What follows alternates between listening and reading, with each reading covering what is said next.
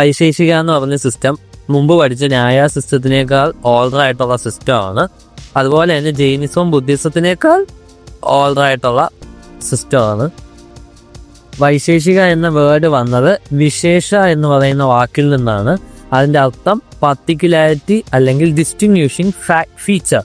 ഏതാണ് പർട്ടിക്കുലാരിറ്റി എന്ന് വെച്ച് സിമ്പിളായിട്ട് പറഞ്ഞു കഴിഞ്ഞാൽ ഒരു ഗ്രൂപ്പിൽ നിന്ന് ഡിഫറൻ്റ് ആയിരിക്കുന്ന ഒന്നിനെ വേർതിരിച്ചെടുക്കുന്നതാണ് പർട്ടിക്കുലാരിറ്റി എന്ന് പറയുന്നത്.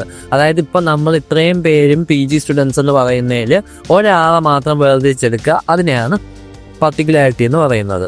ഇനി ഈ സിസ്റ്റത്തിൻ്റെ ഫൗണ്ടർ എന്ന് പറയുന്നത് കനാദ എന്ന പേര്. നമ്മൾ അയാളെ കശ്യപെന്നും കനബുക്കെന്നും ഉലുകാന്നും പല പേരുകളിൽ പറയാറുണ്ട്. നമ്മൾ ഇനി ഇദ്ദേഹം ഒരു സന്യാസിയായിട്ട് ജീവിക്കുക, അതായത് അസറ്റിക് ആയിരുന്നു, മീൻസ് സന്യാസിയായിരുന്നു. അതുപോലെ തന്നെ ഇദ്ദേഹം ഗ്രെയിൻസ്, ഈ നെൽപ്പാടങ്ങളിൽ നിന്ന് നെല്ലൊക്കെ എടുത്ത് കഴിച്ചാണ് അദ്ദേഹം ജീവിച്ചത്. അതുകൊണ്ടാണ് ഈ കന എന്ന് പറയുന്ന വാക്ക്, കനാദ എന്ന് പറയുന്ന പേര് വന്നത്. കന എന്ന് പറയുന്ന വാക്കിൻ്റെ അർത്ഥം ഗ്രെയിൻ, പർട്ടിക്കുലർ ഇങ്ങനെയൊക്കെയാണ്. കനാദ എന്ന് പറയുന്നത് അദ്ദേഹം ഫിലോസഫി ഓഫ് പർട്ടിക്കുലാരിറ്റിയാണ് ഫോളോ ചെയ്തത്. അതായത് the quality of being individual എന്ന് പറയുന്ന ആ ഒരു സംഭവത്തിനെ അദ്ദേഹം ഫോളോ ചെയ്തത് കൊണ്ടാണ് അദ്ദേഹത്തിൻ്റെ ഫിലോസഫിക്ക് വിശേഷ എന്ന് പറയുന്ന ഒരർത്ഥം വന്നത്. ആ വിശേഷയിൽ നിന്നാണ് വൈശേഷിക എന്ന് പറയുന്ന പേര് സിസ്റ്റത്തിന് വന്നത്. അടുത്ത് വൈശേഷിക കാറ്റഗറീസ് ആണ്. നമ്മൾ വൈശേഷിക സിസ്റ്റം വച്ചിട്ടാണ് ബാക്കിയുള്ള എല്ലാ സിസ്റ്റത്തിനെയും പഠിക്കാൻ സഹായിക്കുന്നത്.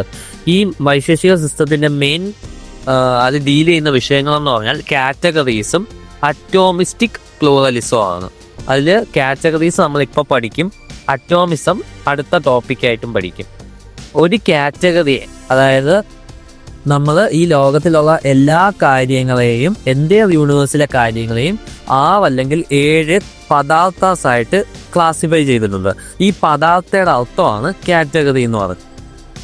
ഈ പദാർത്ഥം എന്ന് പറയുന്ന ലിറ്ററൽ മീനിങ് എന്ന് പറഞ്ഞാൽ ഒരു വേർഡിൻ്റെ മീനിങ്ങോ അല്ലെങ്കിൽ ഒരു വേർഡ് സിഗ്നിഫൈ ചെയ്യുന്ന ഒബ്ജക്റ്റോ എന്നാണ് അർത്ഥം. ഒരു ചിന്തിക്കാൻ കഴിയുന്ന സാധനത്തെയോ അല്ലെങ്കിൽ പേരെഴുതാൻ കഴിയുന്ന സാധനത്തെയോ ആണ് നമ്മൾ പദാർത്ഥ എന്ന് പറയുന്നത്. അതായത് ഒരു ഒബ്ജക്റ്റിനെ പദാർത്ഥ എന്ന് പറയണമെങ്കിൽ അതിനെ നമുക്ക് ചിന്തിക്കാനും പറ്റണം, അതിന് പേരിടാനും പറ്റണം. അതായത് ചിന്തിക്കാൻ പറ്റുക എന്ന് പറഞ്ഞാൽ നെയ എന്നാണ് അതിൻ്റെ സംസ്കൃതം. നെയ്മഡ് എന്ന് പറയുന്നതിൻ്റെ സംസ്കൃതം അഭിധേയ. അങ്ങനെ ഈ എൻ്റയർ യൂണിവേഴ്സിലെ എല്ലാ ഒബ്ജക്റ്റ് ഓഫ് നോളജ്, എല്ലാ റിയൽസിനെയും നമ്മൾ പദാർത്ഥയുടെ അടിയിൽ ക്ലാസിഫൈ ചെയ്തിട്ടുണ്ട്. ശരിക്കും പറഞ്ഞാൽ വൈശേഷിക സിസ്റ്റത്തിൽ 6 കാറ്റഗറീസ് ആണ് ആദ്യം ബിലീവ് ചെയ്തിരുന്നത്. പിന്നീടാണ് 7th കാറ്റഗറി ആയിട്ടുള്ള അഭാവ അഥവാ നെഗേഷനെ കൂടി കൂട്ടിച്ചേർത്തത്. കനാദ തന്റെ വൈശേഷികയിൽ ഈ അഭാവയെ ചേർത്തിട്ടുണ്ടെങ്കിലും, മെൻഷൻ ചെയ്തിട്ടുണ്ടെങ്കിലും ഇതിന് അദ്ദേഹം ഒരു കാറ്റഗറി ആയിട്ടൊന്നും പറഞ്ഞിട്ടില്ല. പക്ഷെ നമ്മൾ പഠിക്കുമ്പോൾ 7 കാറ്റഗറീസ് ഉണ്ടെന്ന് പറഞ്ഞാണ് പഠിക്കുന്നത്. ഇതിലെ വൈശേഷികയെ നമ്മൾ 2 ക്ലാസ്സസ് ആയിട്ട് തിരിച്ചിട്ടുണ്ട്. ഭാവ ഓർ ബീയിങ്, അഭാവ ഓർ നോൺ ബീയിങ്. ആദ്യത്തെ 6 കാറ്റഗറീസ് ഭാവയും അവസാനത്തെ 1 കാറ്റഗറി ആയിട്ടുള്ള 7th കാറ്റഗറി അഭാവയും. അടുത്ത 7 പദാർത്ഥങ്ങൾ ഏതൊക്കെയാണ്, അഥവാ 7 കാറ്റഗറീസ് ഏതൊക്കെയാണ്, വേറെ ഒന്നും അറിയില്ലെങ്കിൽ ഇതിൻ്റെ 7 പേരെങ്കിലും പഠിച്ചു വെക്കണം. ഒന്നാമത്തത് സബ്സ്റ്റൻസ് ഓർ ദ്രവ്യ, രണ്ടാമത്തത് ക്വാളിറ്റി ഓർ ഗുണ, മൂന്നാമത്തത് ആക്ഷൻ ഓർ കർമ്മ, നാലാമത്തത് ജനറാലിറ്റി അഥവാ സാമാന്യ, അഞ്ചാമത്തത് പർട്ടിക്കുലാരിറ്റി അഥവാ വിശേഷ, ആറാമത്തത് ഇൻഹെറൻസ് അഥവാ സമവയ, ഏഴാമത്തത് non being or non existence അഥവാ അഭാവ. ഇനി നമ്മൾ ഓരോ കാറ്റഗറീസ് ആയിട്ട് നോക്കുകയാണ്. ഒന്നാമത്തെ കാറ്റഗറി എന്ന് പറഞ്ഞാൽ സബ്സ്റ്റൻസ് അല്ലെങ്കിൽ ദ്രവ്യ. എല്ലാ ആക്ഷൻസിൻ്റെയും ക്വാളിറ്റീസിൻ്റെയും സബ്സ്ട്രാക്റ്റം അഥവാ ഫൗണ്ടേഷൻ അല്ലെങ്കിൽ ബേസ് എന്ന് പറയുന്നതാണ് സബ്സ്റ്റൻസ് എന്ന് പറയുന്നത്. ഇത് എസെൻഷ്യലി എക്സിസ്റ്റ് ആയിരിക്കുകയും പെർമനൻ്റ് ആയിട്ടിരിക്കുന്നതും ആയിട്ടുള്ളതാണ് ഈ സബ്സ്റ്റൻസ് എന്ന് പറയുന്നത്. ഈ സബ്സ്റ്റൻസ് എന്ന് പറയുന്നത് ഒന്നെങ്കിൽ വെരി സ്മോൾ ആയിരിക്കും, ഇല്ലെങ്കിൽ വെരി ലാർജ് ആയിരിക്കും. ക്വാളിറ്റീസും ആക്ഷൻസും ഇല്ലാതെ നമുക്ക് ഒരിക്കലും സബ്സ്റ്റൻസിനെ ഡിഫൈൻ ചെയ്യാൻ പറ്റത്തില്ല. അങ്ങനെ നോക്കിക്കഴിഞ്ഞാൽ മെറ്റീരിയലും സ്പിരിച്വലും സബ്സ്റ്റൻസ് ഉൾപ്പെടുന്ന ഏകദേശം 9 ദ്രവ്യാസ് ആണുള്ളത്. അതായത് 9 സബ്സ്റ്റൻസ് ആണ് വൈശേഷിക ഫിലോസഫി അംഗീകരിക്കുന്നത്. ഒന്നാമത്തത് എർത്ത് അഥവാ പൃഥ്വി, രണ്ടാമത്തത് വാട്ടർ അഥവാ അപ്പ്, മൂന്നാമത്തത് ഫയർ അഥവാ തേജസ്, 4 എയർ അഥവാ വായു, 5 ഈതർ അഥവാ ആകാശ, 6 ടൈം അഥവാ കാല, 7 സ്പേസ് അഥവാ ദിക്ക്, 8 സ്പിരിറ്റ് അഥവാ ആത്മൻ, 9 മൈൻഡ് അഥവാ മനസ്. ഇതിൽ earth, water, fire and air ആദ്യത്തെ 4 എണ്ണമാണ്. 4 എണ്ണം ഓർഡിനറി ഒബ്ജക്ട്സ് അല്ല, മാത്രമല്ല ഇവരാണ് ബേസിക് എലമെന്റ്സ് എന്ന് പറയുന്നത്. ഇവർ എറ്റേണൽ ആയിരിക്കും, അതുപോലെ തന്നെ വെരി സ്മോളുമായിരിക്കും. ഈ 5 എലമെന്റ്സിനെ നമ്മൾ ഭൂതാസ് എന്നാണ് പറയുന്നത്. ഈ 5 എണ്ണം ഉള്ളതുകൊണ്ട് പഞ്ചഭൂതാസ് എന്ന് പറയും. The 5 elements are physical, each has a unique quality. അതായത് ഓരോരുത്തർക്കും ഓരോ ക്വാളിറ്റി ഉണ്ടെന്നാണ് പറയുന്നത്. അതിന് എക്സാമ്പിളായിട്ട് പറയുന്നത് എർത്തിന് സ്മെല്ല്, വാട്ടറിന് ടേസ്റ്റ്, ഫയറിന് കളർ, എയറിന് ടച്ച്, ഈതറിന് സൗണ്ട്. ഈ ഓരോ ക്വാളിറ്റീസ്, അതായത് നമ്മൾ ഈ പറഞ്ഞ 5 ക്വാളിറ്റീസും സെൻസ് ചെയ്യുന്നത് 5 സെൻസ് ഓർഗൻസ് വെച്ചിട്ടാണ്. ഓരോ സെൻസ് ഓർഗനും ഉണ്ടായിരിക്കുന്നത് ഈ ഓരോ എലമെന്റിനെയും നമ്മൾ പെർസീവ് ചെയ്യുന്ന വെച്ചിട്ടാണ്. അതായത് നമ്മൾ എർത്തിനെ സ്മെല്ലുമായിട്ട് കണക്ട് ചെയ്യാതെ നോസ് ഉണ്ടായിരിക്കുന്നത് എർത്ത് എന്ന് പറയുന്ന എലമെന്റ് വെച്ചിട്ടാണ്. രണ്ടാമത്തെ കാറ്റഗറിയാണ് ഗുണ അഥവാ ക്വാളിറ്റി എന്ന് പറയുന്നത്. സബ്സ്റ്റൻസിനെ പോലെ ഒറ്റയ്ക്ക് ഇൻഡിപെൻഡൻ്റ് ആയിട്ട് നിൽക്കാനുള്ള കഴിവ് ഗുണക്കില്ല, അഥവാ ക്വാളിറ്റിക്ക് ഇല്ല. അതായത് ക്വാളിറ്റി എപ്പോഴും ഇൻഡിപെൻഡൻ്റ്ലി ബൈ ഇറ്റ് സെൽഫ് ആയിട്ട് എക്സിസ്റ്റ് ചെയ്യില്ല. ഇതിനെ നമ്മളൊരു ഇൻഡിപെൻഡൻ്റ് റിയാലിറ്റി അപ്പോൾ ഒരു ക്വാളിറ്റി ഒരിക്കലും ഒരു സാധനം ഫോം ചെയ്യുന്നതിൻ്റെ കോസ് ആകാറില്ല. അതുപോലെ തന്നെ ഇവർ എപ്പോഴും എറ്റേണലും അല്ല. ക്വാളിറ്റി എന്ന് പറഞ്ഞാൽ ഒരിക്കലും എറ്റേണൽ അല്ല. അതുപോലെ തന്നെ ക്വാളിറ്റിയിൽ ബോത്ത് ഫിസിക്കലും ഉണ്ട്, മെൻ്റൽ ക്വാളിറ്റീസും ഉണ്ട്. ഇനി ഒരു ക്വാളിറ്റി എന്ന് പറഞ്ഞാൽ എപ്പോഴും സ്റ്റേബിളും അതുപോലെ തന്നെ ഒരു സബ്സ്റ്റൻസിൻ്റെ ഏറ്റവും ലാസ്റ്റിംഗ് ഫീച്ചറും എന്നാണ് പറയുന്നത്. സബ്സ്റ്റൻസിൽ എക്സിസ്റ്റ് ചെയ്യുന്ന ഒരു സാധനമായിട്ടാണ് ക്വാളിറ്റിയെ കനാദ ഡിഫൈൻ ചെയ്യുന്നത്. Kanada defines a quality as something that exist in a substance. Kanada ശരിക്കും 17 ക്വാളിറ്റീസിനെ കുറിച്ചേ പറയുന്നുള്ളൂ. പ്രശസ്ത പാത എന്ന് പറയുന്ന ആളാണ് പിന്നെ ബാക്കി 7 ക്വാളിറ്റീസ് കൂടി ആഡ് ചെയ്തത്. എന്നാൽ ന്യായ വൈശേഷിക സ്കൂളിനെ നമ്മൾ ഒരുമിച്ചെടുത്ത് നോക്കുന്ന സമയത്ത് അവർ 24 ക്വാളിറ്റീസിന് അംഗീകരിക്കുന്നുണ്ട്. ഈ ക്വാളിറ്റീസിനകത്ത് മെറ്റീരിയൽ ക്വാളിറ്റീസും അതുപോലെ തന്നെ സ്പിരിച്വൽ പ്രോപ്പർട്ടീസും ഇൻക്ലൂഡ് ചെയ്യുന്നുണ്ട്. അതായത് നമ്മൾ നേരത്തെ പറഞ്ഞ പോലെ smell is the quality of earth, taste is the quality of water, color is the quality of fire, touch is the quality of air, sound is the quality of either. അങ്ങനെ മൂന്നാമത്തെ കാറ്റഗറിയാണ് കർമ്മ or action. Quality പോലെ തന്നെ ആക്ഷനും സബ്സ്റ്റൻസുമായിട്ട് relate ചെയ്ത് വരുന്ന സാധനമാണ്. ഇത് സബ്സ്റ്റൻസിൽ എക്സിസ്റ്റ് ചെയ്യുന്നതും എന്നാൽ സബ്സ്റ്റൻസ് ഇല്ലാതെ സെപ്പറേറ്റ് എക്സിസ്റ്റ് ചെയ്യാൻ പറ്റാത്തതുമായിട്ടുള്ള കാര്യമാണ് action. An action is a changing and short-lived feature of a substance. അതായത് നമ്മൾ നേരത്തെ പറഞ്ഞു ക്വാളിറ്റി എന്ന് പറയുന്നത് സ്റ്റേബിളും ലാസ്റ്റിംഗ് ഫീച്ചറും ആണെന്ന്. പക്ഷേ ആക്ഷനെ കുറിച്ച് പറയുമ്പോൾ ആക്ഷൻ ചേഞ്ചിങ്ങുമാണ്. അതുപോലെ തന്നെ ഒരു സബ്സ്റ്റൻസിൻ്റെ ഏറ്റവും ഷോർട്ട് ലീവ്ഡ് ആയിട്ടുള്ള ഫീച്ചറാണ് ആക്ഷൻ എന്ന് പറയുന്നത്. മെയിനായിട്ട് 5 ടൈപ്പ് ഓഫ് ആക്ഷൻ ആണ് ഉള്ളത്. ഒന്നാമത്തത് അപ്വേർഡ് മൂവ്മെൻറ്റ് അഥവാ ഉത്സേപന, രണ്ടാമത്തത് ഡൗൺവേർഡ് മൂവ്മെൻറ്റ് അഥവാ അവക്ഷേപന, മൂന്നാമത്തത് കോൺട്രാക്ഷൻ അഥവാ അകുംകന, നാലാമത്തത് എക്സ്പാൻഷൻ അഥവാ പ്രസാരണ, അഞ്ചാമത്തത് ലോക്കോമോഷൻ അഥവാ ഗമന. അടുത്ത് നാലാമത്തത് സാമാന്യ ഓർ ജനറാലിറ്റി എന്ന് പറയും. ഇതെന്ന് പറഞ്ഞാൽ ഒരു ക്ലാസ് കോൺസെപ്റ്റ് അല്ലെങ്കിൽ യൂണിവേഴ്സൽ എന്ന് പറയും. അതായത് it is the common feature of things that belong to the same class. ഒരു ക്ലാസ്സിൽ വരുന്ന എല്ലാ സാധനങ്ങളുടെയും കോമൺ ഫീച്ചറിനെയാണ് നമ്മൾ സാമാന്യ അഥവാ ജനറാലിറ്റി എന്ന് പറയുന്നത്. സാമാന്യ നമ്മൾ കൂടുതൽ യൂണിവേഴ്സൽ എന്ന് പറയുന്ന വാക്കുമായിട്ടാണ് ബന്ധപ്പെടുത്തുന്നത്. That makes different individuals belong to the one class. അതായത് ഇപ്പോൾ ഒരു 100 പേരെ എടുത്താൽ അവരിലൊരു 70 പേർക്ക് സെയിം ക്ലാസ്സിലേക്ക് വരാനുള്ള യോഗ്യതയുണ്ടെങ്കിൽ നമ്മൾ അവരെ എന്ത് ചെയ്യും? ഒരു ഗ്രൂപ്പായിട്ട് മാറ്റും. ആ ഒരു 1 ക്ലാസ്സിൽ അവരെ ചേർക്കുന്നതിനെയാണ് നമ്മൾ ജനറാലിറ്റി എന്ന് പറയുന്നത്. സാമാന്യ എന്ന് പറഞ്ഞാൽ എറ്റേണൽ ആയിരിക്കും. അത് 1 ആയിരിക്കും. അതുപോലെ തന്നെ exist in many individuals. It is 1 even though it exist in many individuals. ഒരുപാട് ഇൻഡിവിജ്വൽസിൽ എക്സിസ്റ്റ് ചെയ്യുന്നതാണെങ്കിലും നമ്മൾ ഇതിന് എന്തെന്നേ പറയൂ, 1 എന്നേ പറയൂ. ഇത് ഇൻഡിവിജ്വൽസിൽ ഇപ്പോൾ നമ്മൾ ആൾക്കാർ ജനിക്കും മരിക്കും, പക്ഷെ എന്നാലും നമ്മൾ ഈ സാധനം പറയുമ്പോൾ സാമാന്യ എറ്റേണൽ എന്നേ പറയുള്ളൂ. ഇനി നമ്മൾ ഈ മാനിൻ്റെ യൂണിവേഴ്സലിനെ നമ്മൾ മാൻനെസ് അഥവാ ഹ്യൂമാനിറ്റി എന്ന് പറയും. അതുപോലെയാണ് ഈ ജനറാലിറ്റി അഥവാ സാമാന്യ. ഇതെല്ലാവരിലും എന്ത് ചെയ്യും, നിൽക്കും. പറഞ്ഞ പോലെ കൗന്ന് അതിൻ്റെ കൗനെസ്സിനെ മാറ്റിയാൽ പിന്നെ അതൊന്നും അല്ല. അതുപോലെ മാനിൽ നിന്ന് അതിൻ്റെ ഹ്യൂമാനിറ്റി അല്ലെങ്കിൽ മാൻ്റെ മാൻനെസ് മാറ്റിയാൽ പിന്നെ മാൻ ഒന്നും അല്ല. ആ ക്വാളിറ്റിയാണ് അല്ലെങ്കിൽ ആ കാറ്റഗറിയാണ് സാമാന്യ അഥവാ ജനറാലിറ്റി, സിമ്പിളായിട്ട് പറഞ്ഞ.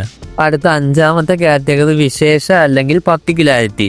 അതായത് നമ്മൾ ജനറാലിറ്റിയും പർട്ടിക്കുലാരിറ്റി എപ്പോഴും ഒരുമിച്ച് കമ്പയർ ചെയ്ത് പഠിക്കുന്നതാണ് എളുപ്പം. ജനറാലിറ്റിയിൽ നമ്മൾ പറഞ്ഞു ഒരേ സെയിം ക്ലാസ്സിൽ വരാനുള്ളവരെല്ലാം സെയിം ക്ലാസ്സിൽ പിടിച്ചിടും. ഇനി ഇതിലെന്ന് പറഞ്ഞാൽ ഈ സെയിം ക്ലാസ്സിലുള്ള ആൾക്കാരിൽ എന്തെങ്കിലും വ്യത്യാസം കാണും. അതായത് ഇപ്പോൾ സിമ്പിളായിട്ട് പറഞ്ഞാൽ നമ്മൾ ഡോഗ്സിനെ എല്ലാം പിടിച്ചെന്ത് ചെയ്യും, ഒരു ഗ്രൂപ്പിൽ അങ്ങ് ഇടും. പക്ഷേ ഈ ക്ലാസ്സിൽ തന്നെ ഡോഗ്സ് എന്ന് പറഞ്ഞാൽ പല വെറൈറ്റികളാണില്ലേ, അതായത് പല ബ്രീഡുകളിലുള്ള സാധനങ്ങളാണില്ലേ. അപ്പോൾ അങ്ങനെ ഇനി വ്യത്യാസം. അപ്പോൾ 5th കാറ്റഗറി വിശേഷ പർട്ടിക്കുലാരിറ്റി എന്ന് പറഞ്ഞാൽ it helps us to see things as different from each other. ഒന്നിനെ മറ്റൊന്നിൽ നിന്ന് വ്യത്യാസപ്പെടുത്തി അല്ലെങ്കിൽ ഡിസ്റ്റിങ്വിഷിംഗ് ഫീച്ചർ എന്ന് പറയും. ഒന്നിനെ മറ്റൊന്നിൽ നിന്ന് വ്യത്യാസപ്പെടുത്തി മനസ്സിലാക്കാൻ പറ്റുന്ന feature. Every individual is a unique thing. This uniqueness is called particularity. Particularity is the opposite of generality. Generality includes many things, but particularity makes something apart. അതായത് ജനറാലിറ്റിയിൽ എല്ലാ കാര്യങ്ങളും ഒരുമിച്ച് ഉൾപ്പെടും. പക്ഷെ പർട്ടിക്കുലാരിറ്റി എന്ന് പറഞ്ഞാൽ ഒരു കാര്യത്തിനെ മാത്രം എന്ത് ചെയ്യും, സ്റ്റാൻഡ് അപ്പാർട്ടായിട്ട് നിർത്തും. ഇനി generality helps in grouping things together, but particularity helps in separating things. ഇനി നമ്മൾ പറയാറുണ്ട് ഒരു സോള് വേറൊരു സോളിനോട് സിമിലർ അല്ല, ഒരാറ്റം വേറൊരു ആറ്റത്തിനോട് സിമിലർ അല്ല. സോ അതുപോലെ തന്നെ ഒരാറ്റം വേറൊരു ആറ്റത്തിനോട് ഡിഫറൻ്റ് ആയിരിക്കുന്നത് അതിൻ്റെ നമ്പറിൽ മാത്രമല്ല, അതിൻ്റെ യുണീക്ക് നേച്ചറിലും കൂടെയാണ്. സോ ഈ ഐഡിയ ഓഫ് വിശേഷ എന്ന് പറയുന്നത് ഇതിനെ സപ്പോർട്ട് ചെയ്യുന്നുണ്ട്. അതായത് എല്ലാവരും ഒരുപോലെ അല്ല, എല്ലാവരും യുണീക്കാണ്. ആ ഒരു ഐഡിയയിൽ നിന്നാണ് വൈശേഷിക എന്ന് പറയുന്ന ഈ സിസ്റ്റത്തിൻ്റെ പേര് തന്നെ വന്നത്. അടുത്ത 6ാമത്തെ കാറ്റഗറിയാണ് സമവായ എന്ന് പറയുന്നത്. ഇതെന്ന് പറഞ്ഞാൽ ഒരു ഇൻസെപ്പറബിൾ ആൻഡ് എറ്റേണൽ റിലേഷനാണ്. അതായത് ചുരുക്കി പറഞ്ഞു കഴിഞ്ഞാൽ it is an independent category. അതായത് കനാഡ പറയുന്നത് സമവായ എന്ന് പറഞ്ഞാൽ relation between cause and effect. ഇനി പ്രശസ്തവാദ എന്ന് പറയുന്ന ആള് സമവായെ വേറൊരു രീതിയിലാണ് ഡിഫൈൻ ചെയ്തത്. അയാൾ പറഞ്ഞത് it is A relationship between things that cannot be separated. ഒരിക്കലും പിരിക്കാൻ പറ്റാത്ത 2 സാധനങ്ങൾ തമ്മിലുള്ള റിലേഷൻഷിപ്പാണ് സമവായ എന്ന് പറയുന്നത്. ഇനി അതിനെ ബേസ് ചെയ്തിരിക്കുന്ന ഐഡിയ എന്ന് പറയുന്നത് ദിസ് ഈസ് ഇൻ ദാറ്റ്, അതായത് ഇത് അതിലുണ്ട് എന്ന് പറയുന്ന ഒരു ഐഡിയയിലാണ് ഇത് ബേസ്.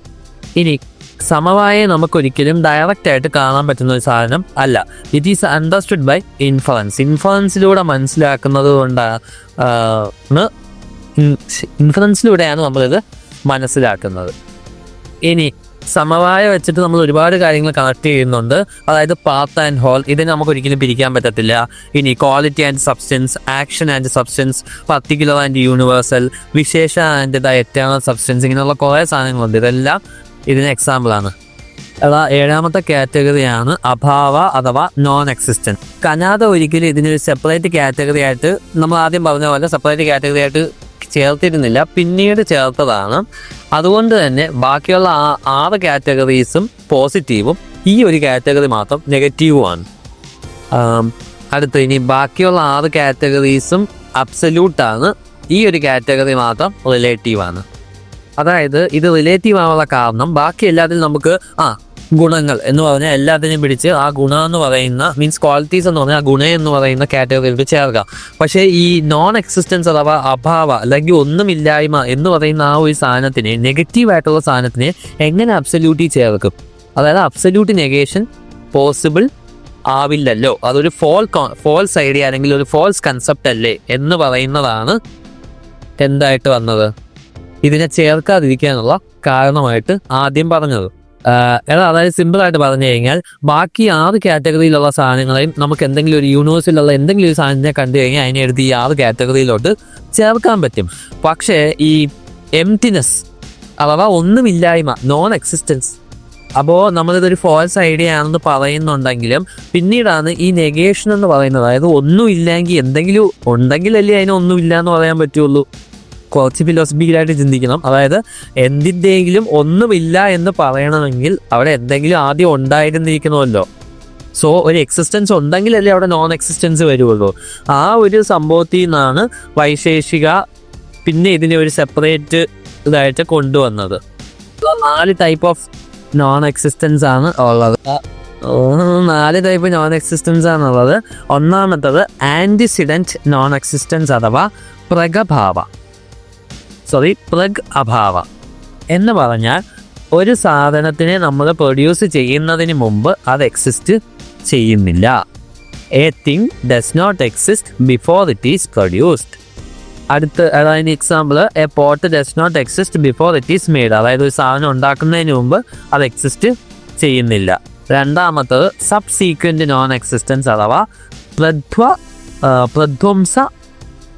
പ്രധ്വംസഭാവ. ഇതെന്ന് പറഞ്ഞാൽ ഒരു സാധനം ഡിസ്ട്രോയ് ചെയ്ത് കഴിഞ്ഞാൽ അത് എക്സിസ്റ്റ് ചെയ്യില്ല. അതായത് a thing does not exist after it is destroyed. Example pot തന്നെയാണ്. A pot does not exist after it is broken. പൊട്ടിപ്പോയി കഴിഞ്ഞാൽ പിന്നെ പോട്ട് എക്സിസ്റ്റ് ചെയ്യില്ല.